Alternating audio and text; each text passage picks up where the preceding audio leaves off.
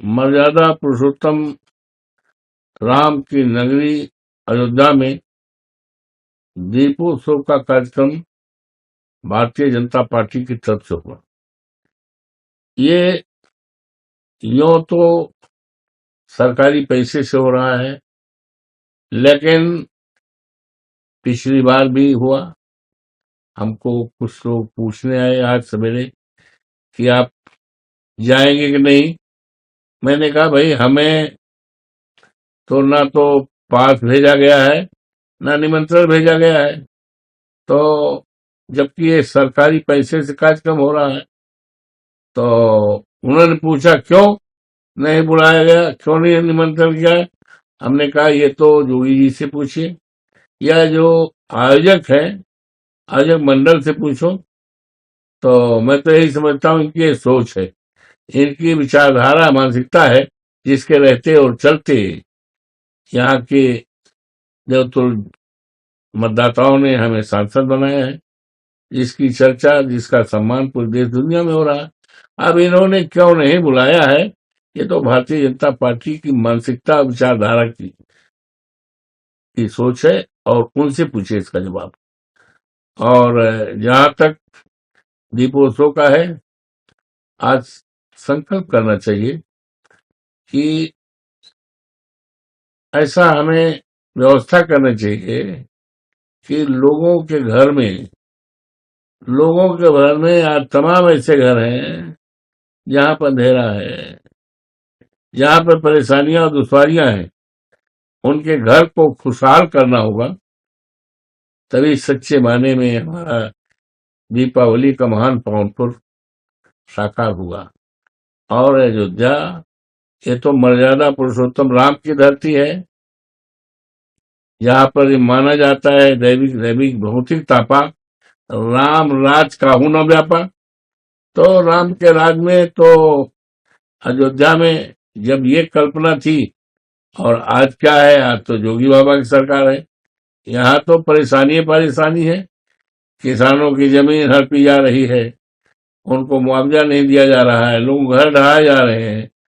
और तमाम जो रामपथ, हमारे घर के सामने से रामपथ है, रामपथ से अयोध्या तक चले जाइए, तमाम बत्तियां लगाई गई थी रोशनी के लिए, बहुत पहले लगाई गई, सब गायब है। तो ये रामराज की तो ये निशानी नहीं है। आज के इस अवसर पर हम यकीन विश्वास दिलाते हैं, हमारी सरकार आएगी 27 में, माननीय अखिलेश यादव जी के नेतृत्व में जब आएगी, तो अयोध्या का ऐसा विकास होगा कि उसकी रोशनी सारे देश और दुनिया में जाएगी, फैलेगी। इस तरह की रोशनी होगी।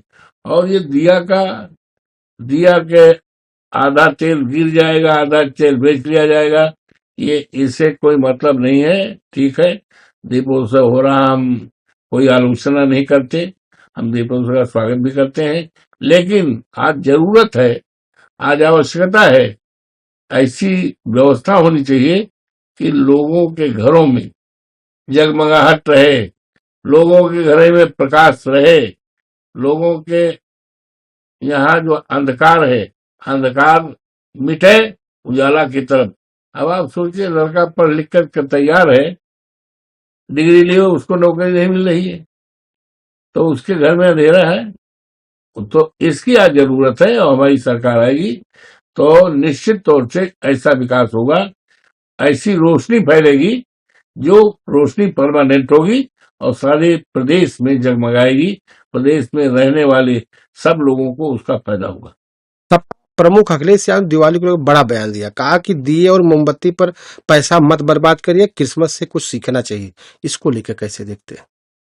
हमारे नेता और हिंदुस्तान की उम्मीद, उनका बयान ठीक ही है। आप अयोध्या चले जाइए, किस तरह से पैसे की बर्बादी हो रही है आप देख सकते हो जाकर। लोगों का चौराहा निकलना मुश्किल है, तो कोई परमानेंट ऐसी व्यवस्था होनी चाहिए कि लोगों के दिलों में खुशहाली हो, लोगों की आमदनी बढ़े, बेरोजगारी खत्म हो, और विकास ऐसा हो जिस विकास से सबको फायदा हो। बिहार के एक जनसभा को संबोधित करते हुए मुख्यमंत्री योगी आदित्यनाथ जी ने कहा था कि एनडीए बिहार में विरासत और विकास को आगे बढ़ा रहा है। आज जब विकास को मान्यता मिल रही है तो कांग्रेस और रजत और इंडिया गठबंधन या अभियान शुरू कर दिए कि उन्हें विकास नहीं चाहिए, बुरका चाहिए, ताकि वो फर्जी वोट डालकर गरीबों के अधिकार को लूट सकें। इस पे क्या कहते हैं? अफसोस है कि योगी बाबा जो है इस प्रदेश के मुख्यमंत्री हैं,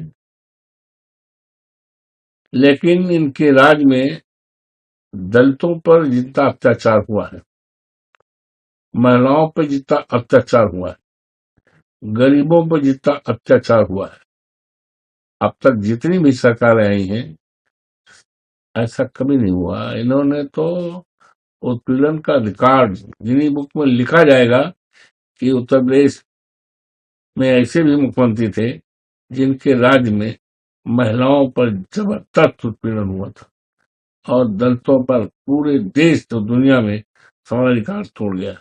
और वो ऐसी बात करते हैं, उनसे कोई मतलब नहीं है, उनसे न कोई विकास से मतलब है, न उत्थान से मतलब है, उनसे तो ऐसा भड़काऊ भाषण देना है जिसकी चर्चा होती रहे। ऑपरेशन सिंदूर तो एक बस टेलर था और अब ब्रह्मोस पूरे पाकिस्तान तक पहुंच सकता है। कल ब्रह्मोस का पहली खेप रवाना करते हुए राजनाथ सिंह ने कहा इस चीज को लखनऊ में। देखिए, ऑपरेशन सिंदूर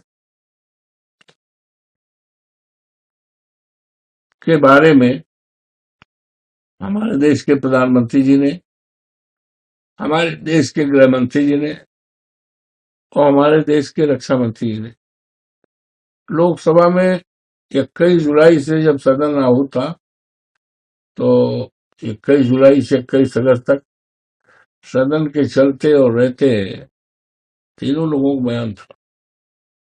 लेकिन देश की जनता जो जानना चाहती है,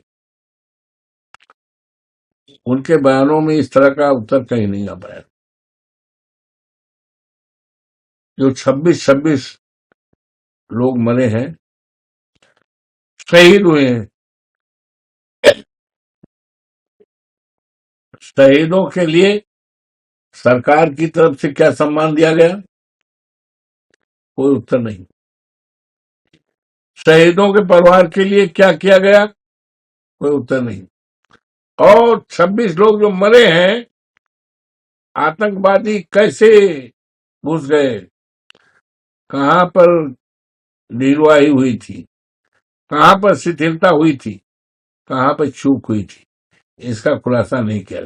सारा देश एक था इस मुद्दे पर और चाहता था कि आतंकवाद का देश दुनिया से सफाया हो जाए, लेकिन आज तक सरकार नहीं बता पाई कि हमने कितने टेररिस्ट मारे, आतंकवादी के कितने ठिकाने को हमने ध्वस्त और बर्बाद कर दिया, नहीं कर पाए। उल्टे पाकिस्तान से दोस्ती भी है। अभी हमारे देश के खिलाड़ियों को भी भेजा था, ये क्या मानता है, लेकिन हमारे खेल के जवानों ने हमेशा, हमारे देश के खिलाड़ियों ने हमेशा देश के मस्तक को ऊंचा किया, वहां भी ऊंचा किया और पाकिस्तान के खिलाड़ियों से हाथ नहीं मिलाया।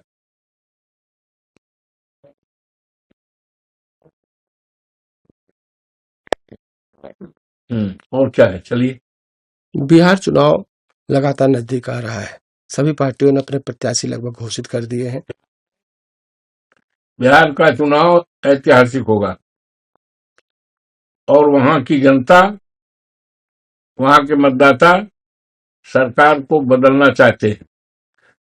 बदलाव की बयार बह रही है, लेकिन भारतीय जनता पार्टी की सरकार जो है, डबल इंजन की सरकार, अफसोस के साथ कहना पड़ रहा है, चुनाव आयोग और सरकार की मिलीजुली साठगांठ, इससे हमारे लोकतंत्र पर खतरा है। यदि निष्पक्ष चुनाव हुआ और चुनाव आयोग ने शिकायतों को देखा भी और निराकरण किया और सरकार के दबाव न आए, तो निश्चित तौर से बिहार में बदलाव होगा और ये बदलाव इस देश की राजनीति की दिशा तय करेगा और राजनीति की दशा तय करेगा और एक इतिहास बनेगा। और वहीं से भारतीय जनता पार्टी की सरकार का सफाया पूरे देश से शुरू हो जाएगा। इंडिया गठबंधन के मुख्य चेहरे तेजस्वी यादव है घोषित किया गया है। इंडिया गठबंधन के मुख्य चेहरा तेजस्वी यादव को घोषित किया गया मुख्यमंत्री के तौर पर, तेजस्वी यादव को। लेकिन लालू प्रसाद के दो लगे, तेजस्वी और तेज प्रताप, दोनों अलग अलग कर रहे हैं। कितना नुकसान हो सकता है तेजस्वी का? कोई नुकसान नहीं, और लालू प्रसाद के लड़के भी रह चुके हैं, मंत्री भी रह चुके हैं। कोई कोई मतलब नहीं। जनता वहां की इन्हीं चाहती, तेजस्वी यादव को इन्हीं चाहती है।